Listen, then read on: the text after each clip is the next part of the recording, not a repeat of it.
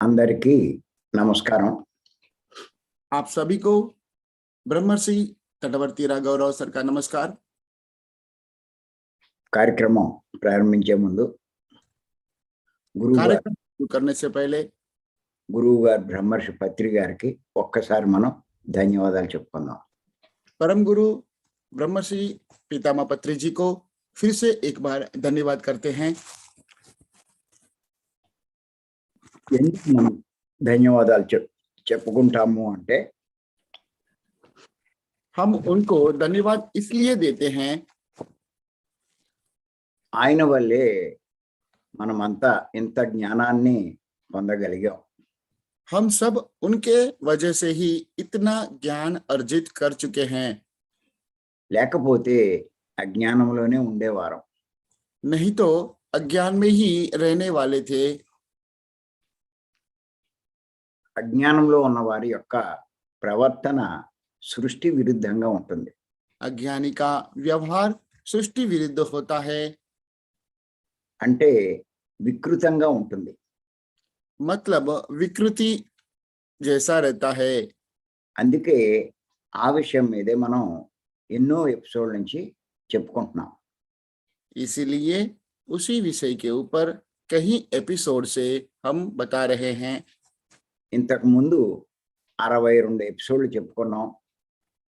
इससे पहले हम 62 एपिसोड में इस बात का चर्चा कर चुके हैं। ఈరోజు 63వ ఎపిసోడ్. आज यह 63वां एपिसोड है। ఈ ఎపిసోడ్స్ లో వికృతంగా ప్రవర్తించే వికృత స్థితిలో ప్రవర్తించే వారి యొక్క ప్రవర్తన గురించి తెలుసుకుంటున్నాం. इन एपिसोड में विकृत रूप से व्यवहार करने वालों के बारे में जानकारी प्राप्त कर रहे थे। అంటే సృష్టి విరుద్ధంగా ప్రవర్తించే వారి ప్రవర్తన గురించి తెలుసుకుంటున్నాం.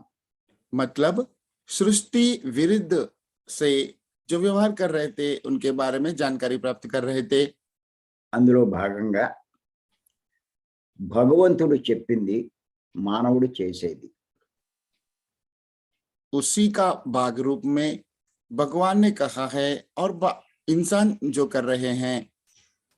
భగవంతుడు ఒకటి చెప్తే మానవుడు ఇంకోటి చేస్తున్నాడు. भगवान कुछ और कहते हैं तो मानव कुछ और कर रहे हैं। ఈరోజు ఇంకొక విషయం తెలుసుకుందాం. आज हम एक और विषय के ऊपर जानकारी प्राप्त करेंगे। ఆయన చనిపోయిన వారి గురించి కానీ उन्होंने जिसकी मृत्यु हुई है उनके बारे में, చనిపోయే వారి గురించి కానీ अथवा जिनकी मृत्यु होने वाली है उनके बारे में। ఇక్కడ రెండు, చనిపోయిన వారు, చనిపోయేవారు. అర్థమైందా? जी, यहाँ पे दो बताए गए हैं, जिनकी मृत्यु हुई है वे और जिनकी मृत्यु होने वाली है वे, उन दोनों के बारे में। దుఃఖించవద్దు అంటే दुखी नहीं होना है ऐसा बोलने पर మానవుడు వారి గురించే దుఃఖిస్తాడు. मानव उनके बारे में ही दुख व्यक्त करता है। మరి శ్రీకృష్ణ భగవానుడు, సాక్షాత్తు శ్రీకృష్ణ భగవానుడు భగవద్గీత ద్వారా మనకి ఈ విషయాలన్నీ అందించారు. श्री कृष्ण भगवान, साक्षात श्री कृष्ण भगवान भगवत गीता के द्वारा हमें ये सभी विषय हम तक पहुंचाए हैं। మరి ఆయన బోధించాడు అంటే ఖచ్చితంగా అది సత్యం. तो उन्होंने बताया है तो निश्चित रूप से वो सत्य है। దానికి అనుగుణంగా మనం ప్రవర్తించాలి, జీవించాలి. हमें उनके अनुरूप ही जीवन जीना है, आचरण करना है। అంటే చనిపోయిన వారి గురించి దుఃఖించవద్దు అన్నారు ఆయన. मतलब जिनकी मृत्यु हुई है उनके बारे में दुख प्रकट नहीं करना है। దుఃఖిస్తే మనం భగవానుడు చెప్పింది ఆచరించినట్టే లెక్క. यदि दुखी होते हैं तो भगवान ने जो कहा है उसका आचरण नहीं किया ऐसा मान लेना चाहिए।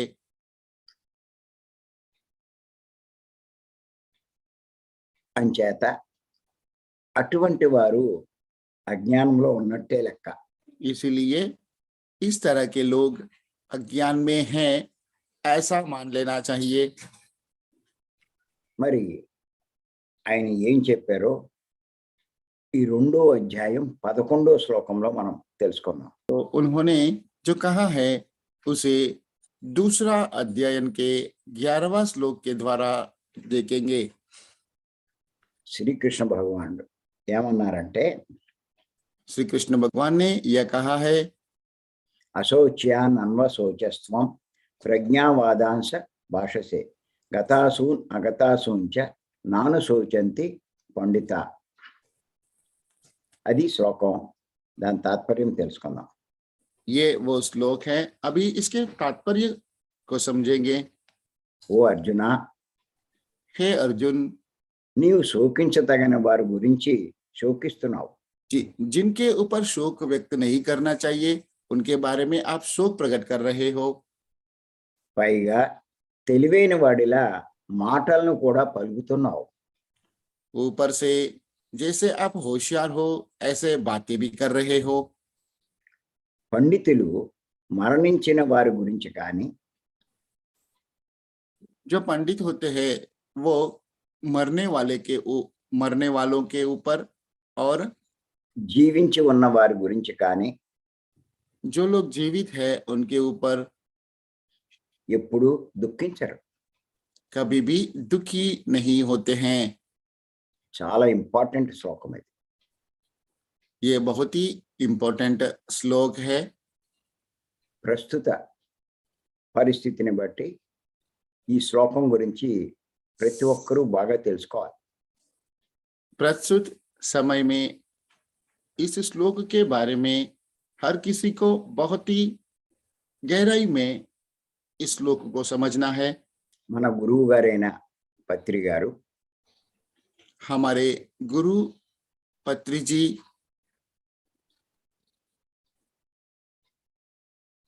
2 రోజుల క్రితం 2 दिन पहले శరీరాన్ని వదిలిపెట్టారు. शरीर को त्याग दिए। చాలా మందికి చనిపోయాడు అంటే అర్థం తెలీదు. बहुत लोगों को मृत्यु हुआ है इस बात का अर्थ समझ में नहीं आता है। చనిపోయాడు అంటే తెలుగులో వెళ్ళిపోయాడు అని అర్థం. मृत्यु हुआ है इसका मतलब वो चला गया है। తెలుగులో చనిపోయాడు అంటే తెలుగులో అర్థం వెళ్ళిపోయాడు అని అర్థం. मृत्यु हुआ है इसका तेलुगु में अर्थ होता है चला गया है। ఏది వెళ్ళిపోయింది? क्या चला गया है? ఆత్మ వెళ్ళిపోయింది. आत्मा गया है। ఆత్మ అంటే ఎవరు? आत्मा का मतलब कौन? ఆయనే ఆత్మ. वे ही आत्मा है। నువ్వే ఆత్మ. आप ही आत्मा हो। ఇది ప్రతిరోజు చెప్పుకుంటున్నాం. हम इसे हर दिन बता रहे हैं। ఈ విషయం ప్రతి ఒక్కరికి అర్థం అవడం కోసమే हम इस बात हर किसी को समझाने के लिए ही నేను కానీ तटवर्ती सर మా మేడం కానీ और माताजी పదే పదే ఈ విషయమే చెప్తున్నాం. बार बार यही विषय बता रहे हैं। ఇది అర్థం అవుతే మీరు గొప్పవారే. यह बात समझ में आता है तो आप भी महान हो। అందుకే మేము గోడ మీద కూడా రాసుకోమంటున్నాం. इसीलिए हम दीवार के ऊपर भी लिखने के लिए कहते हैं, నేను ఆత్మను, मैं आत्मा हूँ, నేను దేహం కాదు. मैं शरीर नहीं हूँ.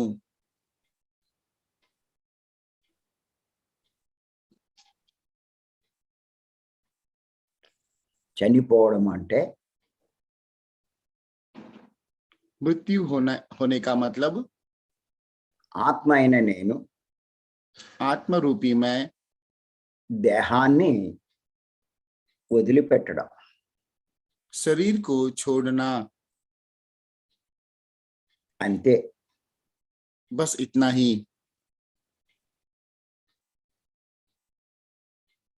అంతేకాని यही है, लेकिन ఇంకా లేకుండా ఉండడం కాదు. अब नहीं रहे, ये नहीं होता है. గుర్తుపెట్టుకోండి, ఎవ్వరికీ చావు లేదు. याद रखिए, किसी का भी मृत्यु नहीं है. పత్రి గారు పదే పదే చెప్తూ ఉంటారు, पत्री जी बार बार ये बात कहते हैं. చావు అంటే मृत्यु का मतलब శరీరాన్ని, ప్రదేశాన్ని మార్చడం. शरीर और स्थल को बदलना.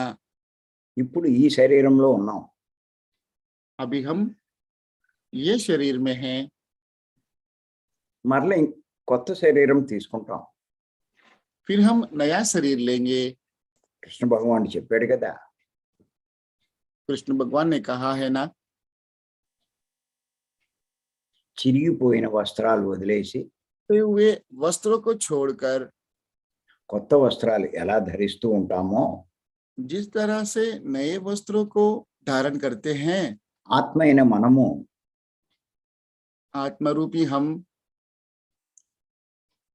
ముసలిదైపోయిన శరీరాన్ని వదిలేసి वृद्ध हुआ उस शरीर को छोड़कर కొత్త శరీరాన్ని తీసుకుంటాం. नया शरीर को धारण करते हैं. శరీరాన్ని వదిలితే చావు అంటాం, शरीर छोड़ने से मृत्यु कहते हैं. శరీరాన్ని ధరిస్తే పుట్టుక అంటాం. शरीर लेते हैं तो उसे हम जन्म कहते हैं. అంతే జరిగేది. यही होता है. అందుచేత इसीलिए చిరిగిపోయిన వస్త్రాన్ని వదిలేయడానికి ఎవరైనా బాధపడతారా? फटे हुए वस्त्रों को छोड़ने के लिए क्या कोई दुखी होता है? నిజంగా అటువంటి వస్త్రం ఉంటే, यदि ऐसा कुछ होता है చూసే వాళ్ళకు కూడా ఇబ్బందే. तो देखने वालों को भी तकलीफ होता है. అంటారు కూడా, कहते भी है. ఏమంటారంటే ऐसा कहते हैं, ఎందుకు ఆ చిరిగిపోయిన బట్టలు కట్టుకున్నావు? क्यों फटे हुए वस्त्रों को पहने हो? బట్ట కట్టుకోవచ్చు కదా. नए कपड़े पहन सकते हैं ना. మనమే అంటాం. हम ही कहते हैं. అలాగే ముసలి శరీరంలో ఉన్న వారిని చూస్తే उसी तरह से वृद्ध शरीर में रहने वालों को देखकर అందరూ కొంచెం ఇబ్బంది పడతారు చూడడానికి. सभी लोग देखकर थोड़े परेशान होते हैं. వీడు ఎప్పుడు పోతాడురా అని లోపల అనుకుంటారు. मन ही मन में सोचते हैं ये कब जाएगा. పైకి మటుకు ఏమనరు, बाहर से कुछ भी नहीं बोलते हैं, లోపల అనుకుంటారు. भीतर में सोचते हैं. అందుచేత వస్త్రాన్ని మార్చడం లాంటిదే इसीलिए वस्त्रों को बदलना ही లాంటిదే वस्त्र को बदलने जैसा ही శరీరాన్ని మార్చడం కూడా. शरीर को बदलना भी है. ఎవరైనా వస్త్రాన్ని మారిస్తే ఏడుస్తారా? क्या कोई कपड़े बदलते हैं तो रोते हैं क्या? మరి శరీరాన్ని మారిస్తే ఎందుకు ఏడుస్తారు? तो शरीर को बदलते हैं तो क्यों रो रहे हैं? అది అజ్ఞానం. ये अज्ञान है. జ్ఞానికి తెలుసు ये ज्ञानी जानता है.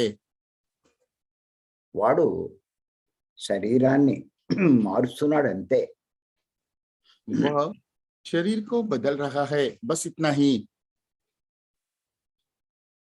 అందుచేత इसीलिए శ్రీకృష్ణ భగవానుడు చెప్పినట్టు श्री कृष्ण भगवान ने कहा है ऐसा, గతించిన వాడి గురించి కానీ जो चला गया है उसके बारे में, గతించబోయే వాడి గురించి కానీ जो जाने वाला है उसके बारे में దుఃఖించకూడదు. दुख व्यक्त नहीं करना है. అది సృష్టిలో సహజం. ये सृष्टि में सहज रूप से होता है, అనివార్యం. अनिवार्य है. అలా జరుగుతూనే ఉంటుంది. ऐसा घटित होते ही रहता है. దానికి దుఃఖించకూడదు. इसके लिए दुखी नहीं होना है. అదే శ్రీకృష్ణ భగవానుడు చెప్పింది. यही श्री कृष्ण भगवान ने भी कहा है. ప్రస్తుతం పత్రి గారు प्रस्तुत समय में पत्री जी ఆ రకంగానే శరీరాన్ని వదిలిపెట్టారు. उसी तरह से शरीर को त्याग दिए.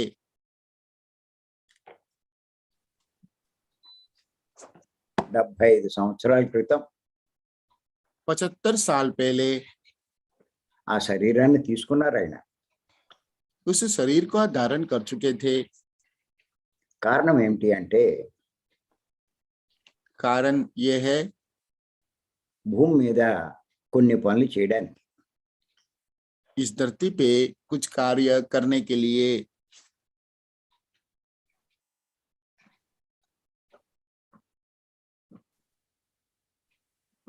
ఆ పనులే ఆయన చేశారు. उन्होंने वही काम किए. ప్రపంచంలో కొన్ని లక్షల మందికి पूरी दुनिया में लाखों लोगों को శ్వాస మీద ధ్యాస అన్న ధ్యాన విద్యను నేర్పారు. श्वास के ऊपर ध्यान केंद्रित करने वाली ध्यान विद्या को सिखाया. శ్వాస మీద ధ్యాస ఉంచడము అంటే श्वास के ऊपर ध्यान केंद्रित करने का मतलब సత్యాన్ని ఆశ్రయించడం. सत्य का आश्रय पाना, అంటే ఆత్మను ఆశ్రయించడం. मतलब आत्मा का आश्रय पाना. అంతకు ముందు అందరూ అసత్యంలోనే ఉన్నారు. इससे पहले सभी लोग असत्य में ही थे. ఆయన సత్యాన్ని బోధించారు. उन्होंने सत्य के बारे में बताया है. అంతకు ముందు అసత్యంలో ఉండడం వల్ల इससे पहले असत्य में रहने की वजह से అజ్ఞానంలోనే జీవించేవారు. अज्ञान में ही जीवन जी रहे थे. కానీ ఎప్పుడైతే పత్రి గారు ఈ సత్యాన్ని మనకు బోధించారో लेकिन जब पत्री जी ने ये सत्य को हमें बताया है, అందరూ సత్యంలో జీవించడం మొదలుపెట్టారు. सभी लोग सत्य में जीना शुरू कर दिया. ఆ పనే మనమంతా చేస్తున్నాం. हम सब भी वही काम कर रहे हैं. మనం ప్రతిరోజు పత్రి గారు చెప్పినటువంటి ఈ ధ్యానాన్నే ఆచరిస్తున్నాం. हम प्रतिदिन पत्री जी ने जो कहा है उसी ध्यान का आचरण कर रहे हैं। ప్రపంచంలో జీవహింస ఎక్కువైపోయింది. दुनिया में जीव हिंसा अधिक हो चुका है। అది అధర్మం. यह अधर्म है। పత్రి గారు దేహం తీసుకుని భూమి మీదకి ఎందుకు వచ్చారు అంటే पत्री जी शरीर धारण करके इस धरती पे इसीलिए आए हैं ఆ ధర్మాన్ని బోధించడానికే. उस धर्म को बताने के लिए ही आए हैं। కొన్ని లక్షల మంది చేత మాంసభక్షణ మాన్పించారు. कहीं लाखों लोगों को मांस भक्षण से छुटकारा दिलाए। భూమి మీద ఎంతో మార్పు తీసుకొచ్చారు. इस धरती पे बहुत बदलाव लाए हैं।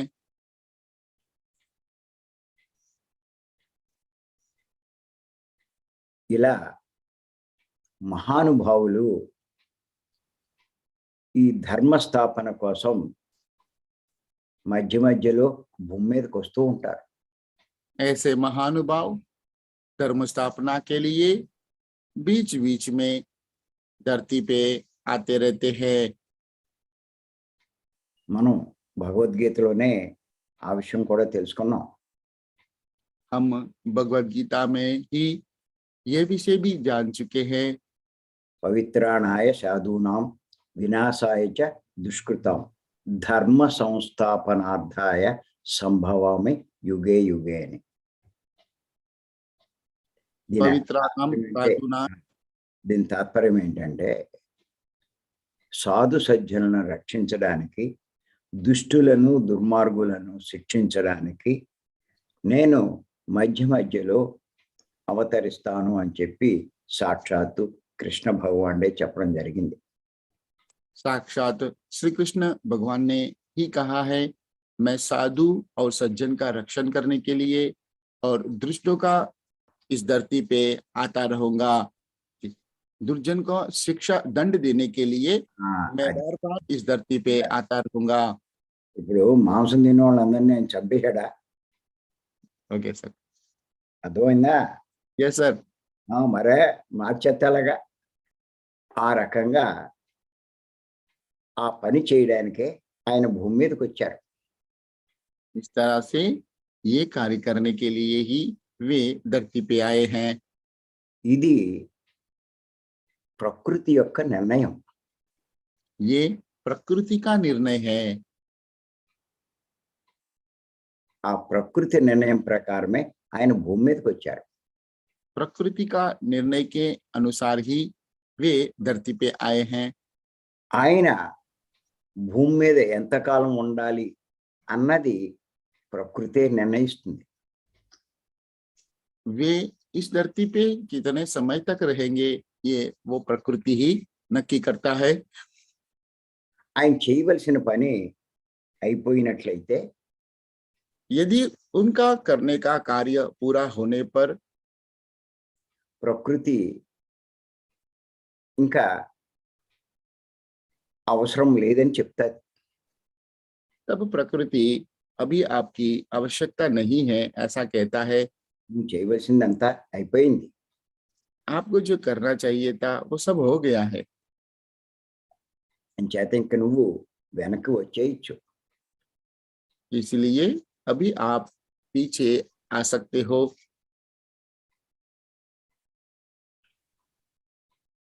అందుచేత ఇంక నువ్వు చేయవలసింది ఏమీ లేదు కాబట్టి నువ్వు వెనక్కి వచ్చేయి అని ఆ ప్రకృతి పిలిచిందే ఆయన. इसीलिए अभी आपके करने लायक कुछ भी नहीं है, इसीलिए आप पीछे आ जाए ऐसा प्रकृति ने उन्हें बुला लिया। ఆయన పని ముగించుకుని ఆయన వెళ్ళిపోయారు. और वे उनका काम को बंद करके वे आगे निकल गए।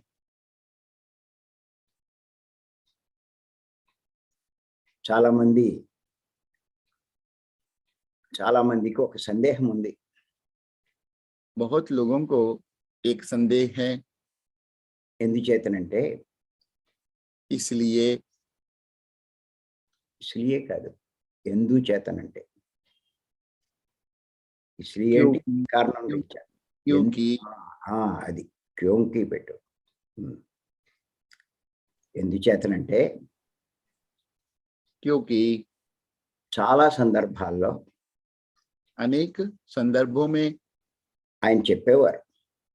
वे कहते थे, నేను 2095 దాకా భూమి మీద ఉంటాను. मैं 2095 तक 2095 तक धरती पे रहूंगा। నేను చేయవలసిన పనులన్నీ చేస్తాను. मुझे जो कार्य करने हैं वो सब मैं करूंगा, అని చెప్పేవారు. ऐसा बोलते थे। మరి ఇంత త్వరగా ఎందుకు వెళ్ళిపోయారు అనే సందేహం అందరికీ వస్తుంది. तो इतने जल्दी क्यों चले गए, यह संदेह सबको आता है। అది ఆయన జన్మ తీసుకునేటప్పుడు తీసుకున్న నిర్ణయం. ये उन्होंने जब जन्म लिया तब ये निर्णय लिया गया था,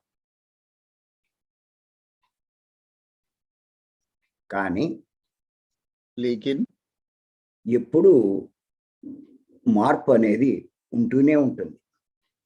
हमेशा परिवर्तन होता ही रहता है। ఆయన చేయవలసిన పని పూర్తయినప్పుడు उनको जो कार्य करना चाहिए वो कार्य पूरा होने पर ఆయన అవసరం ఇంకా ఉండదు. तो उनकी अब कोई आवश्यकता नहीं रहता है। అందుచేత వారు నిష్క్రమిస్తారు.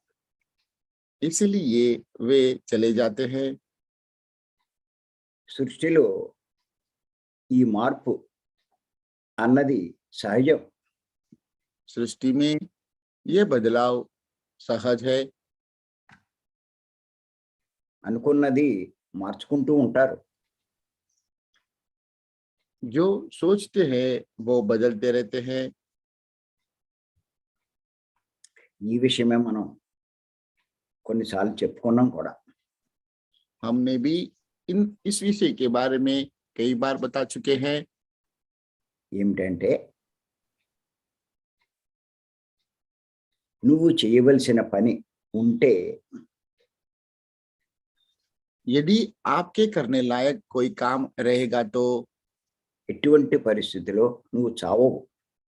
किसी भी परिस्थिति में आपकी मृत्यु नहीं होगी। నువ్వు చెయ్యవలసిన పని అయిపోతే यदि आपके करने लायक काम पूरे हो जाते हैं, నువ్వు భూమి మీద ఉండవు. आप धरती पे नहीं रहोगे। మరొక్కసారి చెప్తున్నా, నువ్వు చెయ్యవలసిన పని ఉంటే ఎటువంటి పరిస్థితిలో फिर से पुनरावर्तन किया जा रहा है। यदि आपके करने लायक कोई काम रहता है तो किसी भी परिस्थिति में నువ్వు చావవు. आपकी मृत्यु नहीं होगी। నువ్వు చెయ్యవలసిన పని అయిపోతే यदि आपके करने लायक कार्य पूरा हो जाता है, నువ్వు ఉందామనుకున్నా ఉండలేవు. आप रहना चाहोगे तब भी रह नहीं पाओगे। ఇదే విషయం మా మేడం విషయంలో కూడా జరిగింది. यही बात राघव राव सर के मैडम के विषय में भी हुआ था, माताजी के विषय में भी हुआ था। ఆవిడ నాకు చెప్పేది, उन्होंने गुरुजी राघव राव सर को कहा था నా జాతకంలో 50 సంవత్సరాల వరకే ఉంటానని చెప్పేవారు అనేది. मेरे भविष्य में, मेरे राशि भविष्य में मैं 50 साल तक ही रहूंगा, ऐसा लिखा है, ऐसा वे कहते थे। माताजी ये कह रहे थे कि मेरे ज्योतिष शास्त्र में मेरा भविष्य में 50 साल तक ही मैं यहाँ पे रहूंगी, ऐसा कहा गया था। ఇంచుమించు ఆ టైంలోనే ఆవిడికి ఫైర్ యాక్సిడెంట్ అయింది. लगभग उसी समय में उनको आग का अकस्मात हुआ था। నిజంగా ఆ టైంలో ఆవిడ చనిపోవాలి. वास्तव में उस समय उनकी मृत्यु होना चाहिए था। అంత పెద్ద యాక్సిడెంట్. इतना बड़ा अकस्मात था।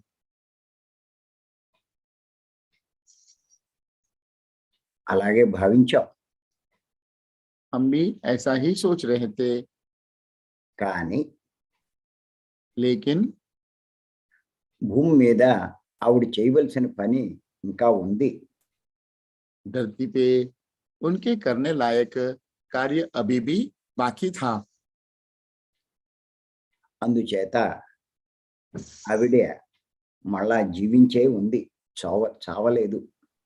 इसीलिए वे अभी भी जीवित हैं, मृत्यु नहीं हुआ। ప్రకృతి ఉంచింది. प्रकृति ने उन्हें जीवित रखा। మరి నిజంగా మనం చూస్తున్నాం.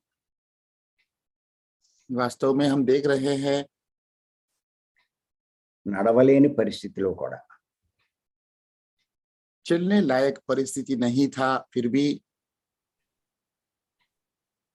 ఆవిడ తిరుగుతుంది. वे घूम रहे हैं। ఆవిడ పని ఆవిడ చేస్తుంది. उनका कार्य वे कर रहे हैं। భూమి మీద తను పొందిన జ్ఞానాన్ని అందరికీ అందిస్తుంది. धरती पे उन्होंने जो ज्ञान अर्जित किया था उसे बांट रहे हैं, पहुंचा रहे हैं। ఎంతకాలం ఆవిడ అవసరం ఉందో అంతకాలం ఉంటుంది. जितने समय तक उनकी आवश्यकता है तब तक वे रहेंगे। ఆవిడ అవసరం తీరిపోతే ఖచ్చితంగా నిష్క్రమిస్తారు. उनका उपयोग पूरा होने पर निश्चित रूप से वे चले जाएंगे। ఆవిడైనా అంతే, चाहे वे भी ऐसा, वे भी स्वयं वे भी అంతే. माता जी के विषय में भी वही है। నేనైనా అంతే. राघव रौसर के विषय में भी वही होगा। పత్రి గారైనా అంతే. पत्री जी के विषय में भी वही हुआ। సృష్టిలో ఆయన చేయవలసిన పని అయిపోయింది. सृष्टि में उनके करने लायक कार्य पूरा हो चुका था। అందుచేతే ఆయన నిష్క్రమించారు. इसीलिए वे चले गए, శరీరాన్ని వదిలేశారు. शरीर को छोड़ दिया। ఆయనకి మళ్ళా ఇంకో పని అప్పచెప్పబడుతుంది. अब उनको दूसरा काम दिया जाएगा, ఆ పని చేసుకుంటారు. वो काम कर लेंगे। అంచేత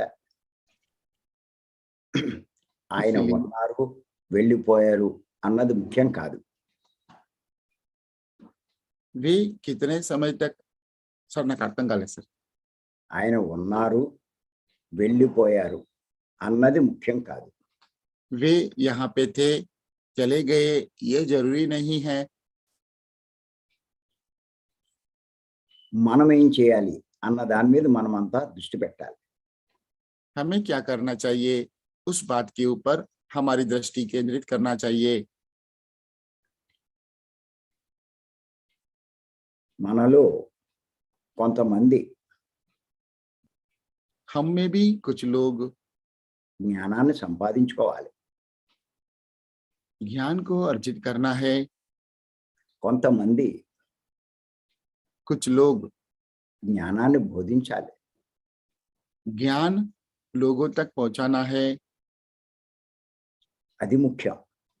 ये जरूरी है। ఆ పని చేస్తూ ఉండాలి.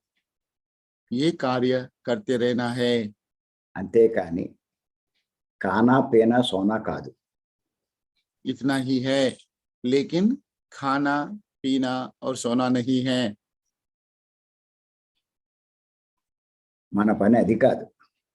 हमारा काम वो नहीं है। మనం ఆత్మలం. हम आत्माएं हैं। ఆత్మకు కావాల్సింది జ్ఞానం. आत्मा को ज्ञान की आवश्यकता है। మరి నిజంగా మన జూమ్లోకి వచ్చే వారందరూ ఆ పనే చేస్తున్నారు. हमारे जूम में आने वाले सभी लोग वही काम कर रहे हैं। ఏం చేయాలో అది చేస్తున్నారు. जो करना चाहिए वही कर रहे हैं। ఎంతో అదృష్టవంతులు. बहुत ही भाग्यवान है। ఎవ్వరూ కూడా రోగాల గురించి कोई भी बीमारियों के लिए, అంటే శరీరం గురించి, मतलब शरीर के लिए, సమస్యల గురించి, समस्याओं के लिए, అంటే మనసు గురించి मतलब मन के लिए ప్రాముఖ్యం ఇవ్వట్లేదు. प्रामुख्यता नहीं दे रहे हैं। ఆత్మ గురించే ప్రాముఖ్యం ఇస్తున్నారు. आत्मा के बारे में ही प्रामुख्यता दे रहे हैं। జ్ఞానం పొందడానికే ప్రయత్నిస్తున్నారు. ज्ञान पाने का ही प्रयत्न कर रहे हैं। ఎంతో శ్రద్ధగా వింటున్నారు, बहुत ही श्रद्धा पूर्वक सुन रहे हैं, రాసుకుంటున్నారు, लिख रहे हैं, అధ్యయనం చేస్తున్నారు, अध्ययन कर रहे हैं, పుస్తకాలు చదువుతున్నారు. किताबें पढ़ रहे हैं, జీవితాన్ని పూర్తిగా సద్వినియోగం చేసుకుంటున్నారు. जीवन को पूरी तरह से सद्विनियोग कर रहे हैं। పత్రి గారు చెప్పినట్టు పిరమిడ్ మాస్టర్లు కావడానికి పూర్తి ప్రయత్నం చేస్తున్నారు. पत्री जी ने जैसे कहा वैसा पिरामिड मास्टर बनने के लिए पूरी तरह से प्रयत्न कर रहे हैं। ఇది చాలా గొప్ప విషయం. ये बहुत ही महान विषय है। అంచేత గుర్తుపెట్టుకోండి, इसीलिए इस बात को याद रखिए, చనిపోయిన వారి గురించి కానీ,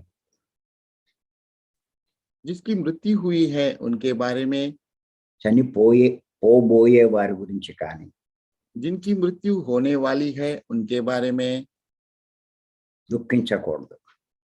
दुख व्यक्त नहीं करना है। ఇదే శ్రీకృష్ణ భగవాన్ యొక్క సందేశం. यही श्री कृष्ण भगवान का संदेश है। సాక్షాత్తు భగవానుడు ఇచ్చిన సందేశం. साक्षात भगवान ने जो संदेश दिया है यह वह है। మరి అర్జునుడు అభిమన్యుడు పోయినప్పుడు वैसे ही अर्जुन भी अभिमन्यु की मृत्यु होने पर, అంటే ఆయన పుత్రుడు పోయినప్పుడు मतलब उनके पुत्र का मृत्यु हुआ तब విపరీతంగా దుఃఖించాడు. बहुत ही दुखी हुए थे। శ్రీకృష్ణుని నిందించాడు. श्री कृष्ण की निंदा किया था। అప్పుడు శ్రీకృష్ణుడు तब श्री कृष्ण ने అర్జునుడిని अर्जुन को సూక్ష్మ శరీరంతో सूक्ष्म शरीर से సూక్ష్మ లోకాల్లో ఉన్నటువంటి सूक्ष्म लोकों में जो मौजूद था అభిమన్యుడి దగ్గరికి పంపాడు. वहां पे अभिमन्यु के पास पहुंचाए। అభిమన్యుని చూడగానే అక్కడ అర్జునుడు अभिमन्यु को देखते ही वहां पे अर्जुन కొడుకుని పలకరించాడు. अपने पुत्र से बात किया। అప్పుడు అభిమన్యుడు ఏమన్నాడంటే, तब अभिमन्यु ने ये कहा था, నువ్వెవరు అన్నాడు. आप कौन हो?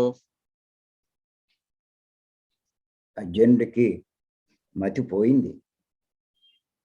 अर्जुन को आश्चर्य हुआ। నేను నీ తండ్రిని అన్నాడు. मैं आपके पिता हूं, ऐसा कहा।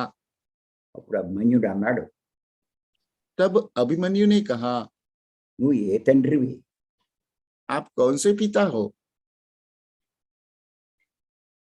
నాకు ఇంతకు ముందు ఎంతో మంది తండ్రులు ఉన్నారు నీలాగే. आपके जैसे इससे पहले मेरे अनेक पिता हुआ करते थे। నువ్వు అందులో ఏ తండ్రివి? उनमें से आप कौन से पिता हो? నీకు నాకు సంబంధం లేదు. अभी मुझे आपके साथ में कोई संबंध नहीं है। అప్పుడు అర్జునుడికి అర్థమైంది. तब अर्जुन को यह बात समझ में आया, తనకి అభిమన్యుడికి సంబంధం లేదు అని సంగతి తెలుసుకున్నాడు. उनसे अभिमन्यु के साथ अभी कोई भी संबंध नहीं है, ये बात वो जान चुके थे। తిరిగి వచ్చేసాడు. फिर से लौट कर आ गए, శ్రీకృష్ణుని కాళ్ళ మీద పడ్డాడు. श्री कृष्ण के चरणों में गिर गए। నాకు అంతా అర్థమయ్యింది. मुझे सब कुछ समझ में आया।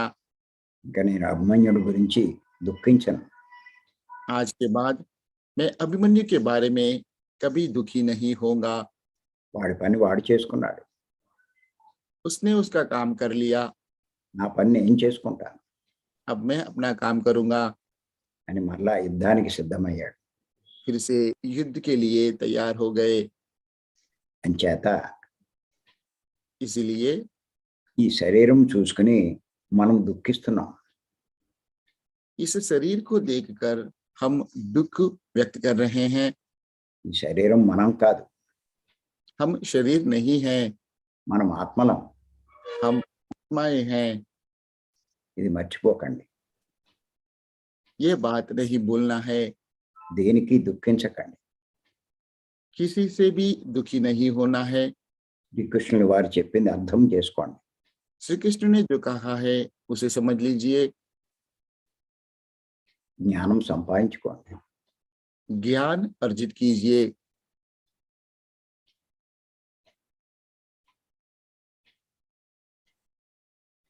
ఈ శ్వాస మీద ధ్యాస ధ్యానం చేయండి. यही श्वास के ऊपर ध्यान केंद्रित करने वाली ध्यान कीजिए। నీకే అన్నీ తెలుస్తాయి. आप ही को सब कुछ पता चल जाएगा। మరి ఈ అవకాశం ఇచ్చిన మీ అందరికీ నేను మరొక్కసారి ధన్యవాదాలు చెప్తున్నా. ये मौका देने के लिए आप सबको फिर से धन्यवाद किया जा रहा है। धन्यवाद। Thank you. Thank you. तो आज का यह अद्भुत संदेश साक्षात ब्रह्मर्षि तटवर्ती राघवराव सर ने हमें दिया है। संदेश भी दिया है, समाचार भी दिया है, दिलासा भी दिया है। प्रस्तुत समय का इस परिस्थिति में हमें क्या करना चाहिए, उनके बारे में उन्होंने बहुत ही स्पष्ट रूप से हमें संदेश दिया, जिसके लिए मैं सभी ध्यानियों की तरफ से मैं साक्षात ब्रह्मर्षि तटवर्ती राघवराव सर को धन्यवाद कर रहा हूं। आज का इस सेशन के प्रति यदि किसी को कोई संदेह है, अभिप्राय है, तो कृपया हैंड रेज करके अपना सुझाव व्यक्त करेंगे।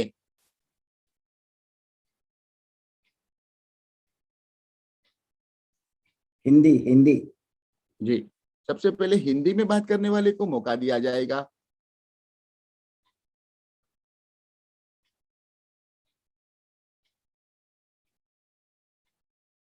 గీతా మేడం ఉన్నట్టున్నారు చూడు.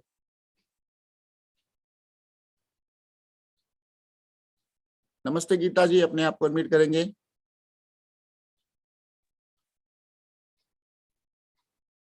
नमस्ते तटवर्ती राघवराव सर, कोटि कोटि आत्मवंदन। हाल ही में 2 दिन पहले ही हमारे प्रिय पत्री जी, ब्रह्मर्षि पत्री जी अपने शरीर को त्याग करके छोड़ गए। हम लोग बहुत दुखी में थे, ఓ, बहुत ही दुखी में थे। लेकिन मैं सर आपके बात सुनने के बाद आपके बात सुनने के बाद हम संभल गए सर। यही मैं कहने वाली थी, यही मैं कहने वाली थी। हाँ, हम पत्री जी जैसे कुछ काम करना है, वो अपना काम करके शरीर को छोड़ गए हैं। शरीर को ही छोड़ गए। जैसे हम फटे कपड़े से आप बाहर आके दूसरे कपड़े पहनते हैं, वैसे ही हम एक आत्मा अपना वृद्ध शरीर को छोड़ के दूसरा शरीर को धारण करता है। हम इसलिए शोक नहीं मनाना चाहिए। आप क्या कहते हैं? हम लोग शोक नहीं मनाना चाहिए। चैप्टर 2 में 11वां श्लोक श्री कृष्ण ने जो बताया, आप बहुत ही अच्छे तरह से बताया। अर्जुन को सभी लोग मरते हैं, जीते हैं, शरीर नया जन्म लेता है तो हम कहते हैं। जब शरीर से आत्मा चला जाता है उसको हम मृत्यु कहते हैं, लेकिन हम मृत्यु पर शोक नहीं करना चाहिए। बहुत ही अच्छी तरह से आपने समझाया। एक उदाहरण भी दिया, जब अर्जुन ने अपने ही पुत्र को खो दिया तो बहुत रोया, गिड़गिड़ाया, भगवान से पूछा, भगवान को भी निंदा किया, श्री कृष्ण को भी, लेकिन श्री कृष्ण ने उसको सूक्ष्म शरीर से सूक्ष्म लोक में ले जाके सब कुछ बता दिया।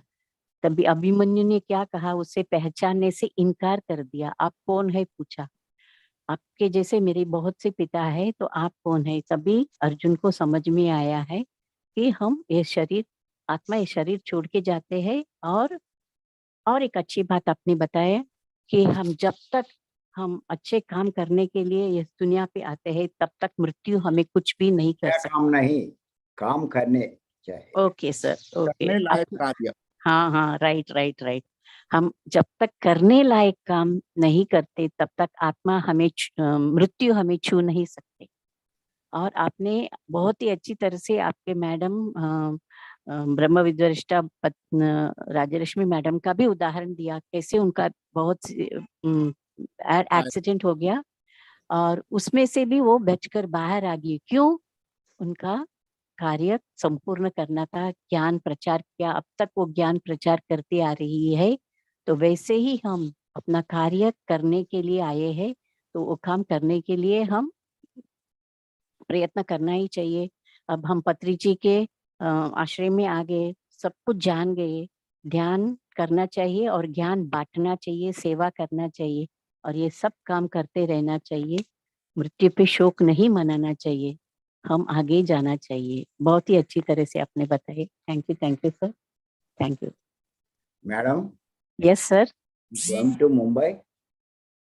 Yes sir. You are not in USA? I'm in Mumbai. No, I'm not in Mumbai. I came on the 14th, sir. I Oh, came on the 14th of July. Since then, I have been attending your session. okay, okay. I'm still continuing to attend your session. Your Yes. background was changed. Yes, sir. My background is changed. Yes, yes. That is why I'm asking you. Yes, all from 14th onwards, I've written everything. This I have is written everything. this is Mumbai background. Yes, yes, sir. Very right. Yes, yes. And you all have to come to Mumbai, sir. Okay, okay. Yeah, we will make some arrangement. We'll do some background and do arrangements. I'll be there. I'll work with Chiranjeevi, sir. Yeah. Thank you. Okay, sir. Thank you. Charanjeev. धन्यवाद गीता जी। Thank you, sir. Hindi session close చేసి okay sir. तो इसी के साथ हमारा यह Hindi session को यहाँ पे हम समाप्त करते हैं। मिलते हैं कल सुबह के प्रातःकालीन ध्यान व गुरु जी का विशेष संदेश के लिए। तब तक हम आपसे रजा लेते हैं। धन्यवाद। Thank you, thank you, thank you.